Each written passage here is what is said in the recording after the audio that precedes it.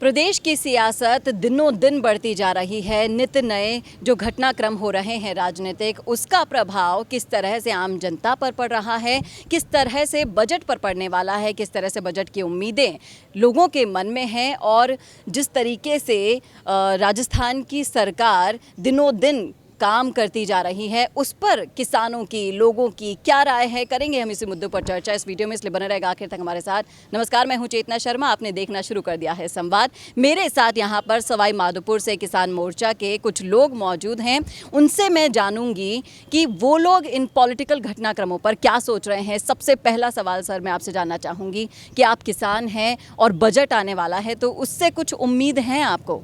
जी, बहुत सारी उम्मीदें हैं। किस तरह की उम्मीदें हैं बजट से आपको? मुझे उम्मीद है कि देखिए, हम वैसे भारतीय जनता पार्टी का, मैं किसान मोर्चे का प्रदेश का मंत्री हूं और मुझे पूरी उम्मीद है कि भारतीय जनता पार्टी की जो सरकार है, किसानों के हित में पिछले मोदी जी के जब 2014 के शासन था तब से शुरुआत हुई है, आज तक किसानों को, इस देश के किसानों को आज़ादी के बाद में जितनी सौगातें मोदी जी के शासन में मिली है वो काबिल तारीफ़ है। हम मोदी जी को धन्यवाद देते हैं कि उन्होंने गरीबों के, किसानों के हित में बहुत अच्छे फैसले इन 10 सालों के अंदर लिए थे और तीसरी पारी में भी मोदी जी ऐतिहासिक काम करेंगे। हमारी राज्य की सरकार है, माननीय हमारे मुख्यमंत्री भजन लाल जी, वो भी एक किसान के बेटे हैं और वो भी किसानों के लिए बहुत अच्छे फैसले इस बजट में करेंगे, बहुत अच्छी सौगातें किसानों के लिए लाएंगे, ऐसा मुझे पूरा उम्मीद है। मेरा सवाई माधोपुर ज़िला है और चूँकि मैं पूरे राजस्थान में किसान मोर्चे का, पार्टी का काम करता हूँ, सब जगह जाता हूँ, तो ऐसी बहुत सारी किसानों को लंबे समय से आस थी जो पिछली सरकार नहीं कर पाई, कांग्रेस सरकार नहीं कर पाई। उन्होंने किसानों को केवल वोट के रूप में इस्तेमाल करके ठगने का काम किया है। अब हमारी सरकार उन किसानों की उम्मीदों पर खरा उतरेगी, ऐसा मुझे पूरा विश्वास है। आपका कहीं ना कहीं सीधा सीधा इशारा ईआरसीपी की परियोजना पर भी है। आपको कितना लाभ उससे मिलने वाला है, क्योंकि अब डबल इंजन की सरकार है और कहीं ना कहीं मान लीजिए आप सेंट्रल में बीजेपी होती है, स्टेट में कांग्रेस होती है, तो ईआरसीपी को लागू करने में बहुत दिक्कत होती, लेकिन अब वो परेशानियां नहीं है। बहुत तेज़ी से भजनलाल सरकार इस पर काम कर रही है, तो इससे कितनी उम्मीदें आप लोगों को हैं? चेतना जी, अब तो डबल इंजन की सरकार है देश में और जो परिस्थितियां कांग्रेस के राज में थी, गहलोत साहब ने ईआरसीपी की योजना को फुटबॉल बनाया, कभी केंद्र के पाले में, कभी अपने पाले में, और वो करना नहीं चाहते थे। अब डबल इंजन की सरकार, वो समस्या तो ख़त्म हो गई और समस्या ख़त्म होते ही माननीय मुख्यमंत्री जी ने पूरे राजस्थान के किसानों को ईआरसीपी की सौगात दे दी और पूर्वी राजस्थान के प्रत्येक जिला मुख्यालय पर उन्होंने यात्रा निकाल करके मोदी जी का धन्यवाद भी दिया। पार्टी के लोगों ने, सब ने, हमने धन्यवाद दिया है। मेरे सवाई माधोपुर में भी मुख्यमंत्री जी गए थे, मलाना चौड़ कस्बे में बड़ी सभा हुई थी, उस पर मेरा भी स्पीच हुआ था। हमने सब ने मुख्यमंत्री जी का और मोदी जी का बहुत बहुत आभार व्यक्त किया कि ईस्ट कैनाल जो एक लंबा प्रोजेक्ट था किसानों के लिए, जो 42,000 करोड़ रुपए की एक स्कीम है, जिसमें लगभग 2.70 करोड़ यानी लगभग 3 करोड़ हेक्टेयर का तो किसानों को सिंचाई के लिए पानी मिलेगा, उद्योगों के लिए पैसा पानी मिलेगा, पीने का पानी मिलेगा। तो ये बड़ा प्रोजेक्ट है जिसमें पूर्वी राजस्थान की पानी की समस्या तो निश्चित रूप से ख़त्म हो जाएगी इससे, और इसके लिए मोदी जी को हम बहुत बहुत धन्यवाद देते हैं, भजन लाल जी की सरकार को बहुत बहुत धन्यवाद देते हैं। लेकिन जो घटनाक्रम अभी पिछले दिनों हुआ, किरोड़ी लाल मीणा जी ने इस्तीफा दे दिया, वो वापस भी नहीं ले रहे, मान मनोबल जारी है, लेकिन किरोड़ी लाल मीणा जी ने जो कहा था वो करके दिखा दिया। आपको क्या लगता है कि सरकार में जो एक ऐसा नेता था जो किसानों के लिए, महिलाओं के लिए, अन्याय के लिए सड़कों पर ना दिन देखता था ना रात आ जाता था, अगर वो नहीं होगा तो क्या आप लोगों की उम्मीदों को ठेस नहीं पहुंचेगी? देखिए, किरोड़ी लाल जी हमारे सम्मानीय नेता है, पार्टी के बहुत वरिष्ठ नेता है और जिसमें मीणा समाज के तो एक छत्र नेता है।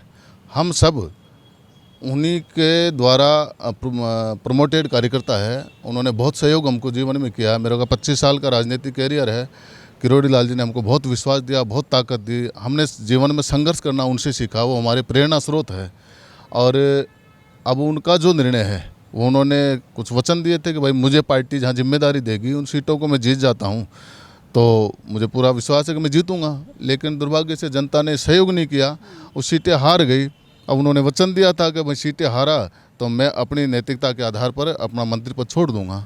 यह उनका व्यक्तिगत फैसला था, पार्टी का कोई दबाव नहीं था, संगठन का कोई दबाव नहीं था।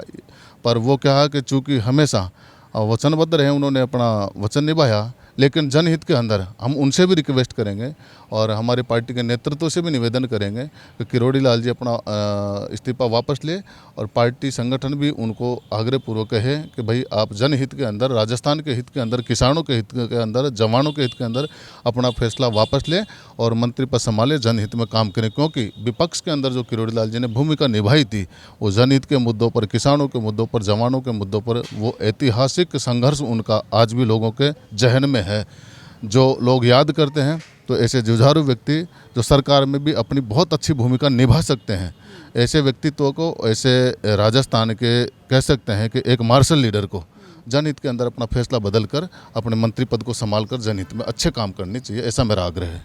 तो देखा आपने, सभी की उम्मीद यही है कि किरोड़ी लाल मीणा जी अपना इस्तीफा वापस ले ले, क्योंकि उनका जो स्थान पार्टी में है वो कोई और नहीं भर सकता।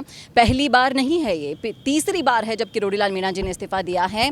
अब देखना दिलचस्प होगा कि क्या वो अपनी इस वचन पर कायम रहते हैं या फिर जनता की, पार्टी की आवाज़ उनके कानों तक पहुँचती है और वो अपना इस्तीफा वापस ले लेते हैं। जो भी होगा आने वाला वक्त बता ही देगा, लेकिन आप ज़रूर बता सकते हैं कैसा लगा आपको ये वीडियो। इन मुद्दों पर आपकी क्या है राय, जरूर रखिएगा कमेंट बॉक्स में, और कैसा लगा ये बताना ना भूलेगा। और ऐसे और वीडियोस के लिए देखते रहिए संवाद भारत का, भारत के लिए।